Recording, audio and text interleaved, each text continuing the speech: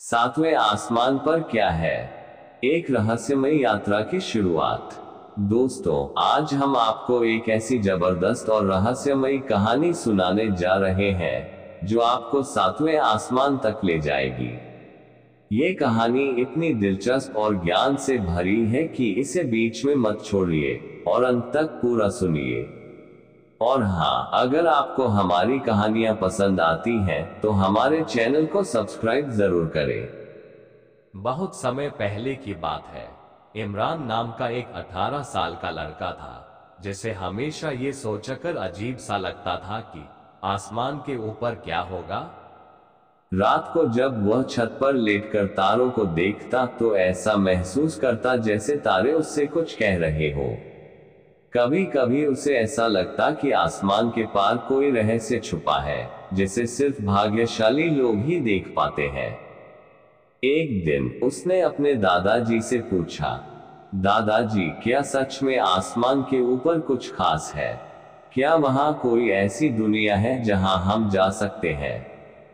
दादाजी ने उसकी आंखों में चमक देखकर हल्की मुस्कान के साथ कहा, बेटा, इंसान की सोच और उसकी जिज्ञासा ही उसे ऊंचाइयों तक ले जाती है। अगर तुम सच में जानना चाहते हो कि सातवें आसमान पर क्या है, तो तुम्हें खुद ही इसका रास्ता खोजना होगा। इमरान को अब यह एक चुनौती लगने लगी। उसने ठान लिया कि वह इस रहस्य को जाने बिना नहीं रुकेगा। रहस्यमयी दरवाजा और एक नई दुनिया। उस रात इमरान अपनी छत पर लेटा हुआ था और गहरी सोच में डूबा था। अचानक उसकी आंखों के सामने एक तेज रोशनी आई और वह घबरा गया। वह उठा और चारों ओर देखा, लेकिन कुछ भी नहीं था। लेकिन तभी उस रोशनी के बीच में एक सुनहरी दरवाजा प्रकट हुआ। क्या ये किसी और दुनिया का दरवाजा है? उसने सोचा। किसी अदृश्य शक्ति ने उसे उस दरवाजे की ओर खींचा। जैसे ही उसने दरवाजे को छुआ, वह अचानक एक नई अजीब सी जगह पर पहुंच गया। चारों तरफ चमकते हुए बादल थे, लेकिन आश्चर्य की बात यह थी कि वह उन बादलों पर बिना गिरे चल सकता था। क्या मैं किसी दूसरी दुनिया में आ गया हूँ? तभी उसे एक आवाज सुनाई दी, इमरान, तुम यहाँ कैसे आए? वह घूमकर देखता है तो सामने एक सुनहरी पोशाक पहने एक अजीब व्यक्ति खड़ा था। मैं जानना चाहता हूं कि सातवें आसमान पर क्या है, इमरान ने उत्सुकता से कहा। उस व्यक्ति ने मुस्कुराकर कहा, अगर तुम सच में इसका उत्तर चाहते हो तो तुम्हें 7 आसमानों की यात्रा करनी होगी। लेकिन याद रखना, हर आसमान पर एक परीक्षा होगी। इमरान ने सिर हिलाया और अपनी यात्रा शुरू की। पहला आसमान, ज्ञान का द्वार। इमरान सबसे पहले आसमान पर पहुंचा। वहां एक विशाल पुस्तकालय था जहां ब्रह्मांड के हर रहस्य लिखे थे। उसने एक किताब उठाई जिस पर लिखा था, जिंदगी का असली मतलब क्या है। जब उसने इसे पढ़ा तो उसे समझ आया कि ज्ञान ही असली ताकत है। जो इंसान ज्ञान की रोशनी में चलता है वही सच्चाई को पहचान सकता है। दूसरा आसमान, कर्मों का न्याय। दूसरे आसमान पर उसे एक बड़ा तराजू दिखा जिसमें लोगों के कर्मों को तौला जा रहा था। एक ओर अच्छे कर्म रखे थे और दूसरी ओर बुरे कर्म। इमरान ने देखा कि जिनके अच्छे कर्म भारी थे वे आगे जा रहे थे और जिनके बुरे कर्म ज्यादा थे वे नीचे गिर रहे थे। उसे समझ आया कि हर अच्छे बुरे काम का हिसाब रखा जाता है और इंसान को अपने कर्मों का फल जरूर मिलता है।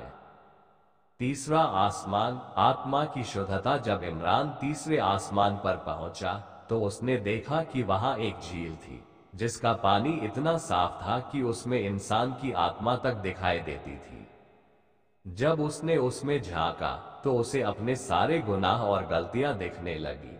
उसे एहसास हुआ कि इंसान को अपने अंदर की बुराइयों को दूर करना चाहिए, तभी वो सच्ची शांति पा सकता है। चौथा आसमान, प्रेम और सेवा। चौथे आसमान पर इमरान को एक सुंदर बगीचा दिखा जहां हर चीज प्यार और करुणा से चलती थी। वहां लोग एक दूसरे की मदद कर रहे थे और प्यार से रह रहे थे। उसे महसूस हुआ कि प्यार और सेवा ही इंसान को सच्ची खुशी देती है। पांचवा आसमान, धैर्य और संयम। पांचवें आसमान पर इमरान को ऐसे लोग दिखे जिन्होंने बहुत दुख झेले थे लेकिन फिर भी सब्र बनाए रखा था। वहां उसे एक संदेश मिला, जिंदगी में मुश्किलें आएंगी, लेकिन जो सब्र रखेगा वही जीत हासिल करेगा। छठा आसमान, विश्वास की ताकत। छठे आसमान पर इमरान को वे लोग मिले जिन्होंने अपने मजबूत विश्वास के दम पर दुनिया बदल दी थी। उसे समझ आया कि अगर इंसान खुद पर और खुदा पर भरोसा रखे तो कोई भी चीज नामुमकिन नहीं होती। सातवां आसमान, सच्चाई का रहस्य। अब इमरान सातवें आसमान पर पहुंच चुका था। वहां चारों तरफ नूर ही नूर था। उसे एक रहस्यमय आवाज सुनाई दी, इंसान को सच्चाई की तलाश में रहना चाहिए लेकिन अहंकार नहीं करना चाहिए। जो अपनी आत्मा को पहचान लेता है वही असली सच्चाई जान सकता है। इमरान को अब समझ आ चुका था कि सातवें आसमान पर जाने से ज्यादा जरूरी है अपने दिल के अंदर झांक कर देखना। अब वह वापस लौटा और सबको ये सिखाने लगा कि ज्ञान, न्याय, आत्मा की शुद्धता, प्रेम, सब्र, विश्वास और सच्चाई यही असली रास्ता है। सीख। दोस्तों, ये कहानी हमें सिखाती है कि हमारी असली उड़ान बाहर नहीं बल्कि अंदर होती है। अगर हम खुद को सुधार लें तो हम सातवें आसमान से भी ऊंचा उठ सकते हैं। अगर आपको ये कहानी पसंद आए हो तो हमारे चैनल को सब्सक्राइब करना ना भूलें। खुदा हाफिज।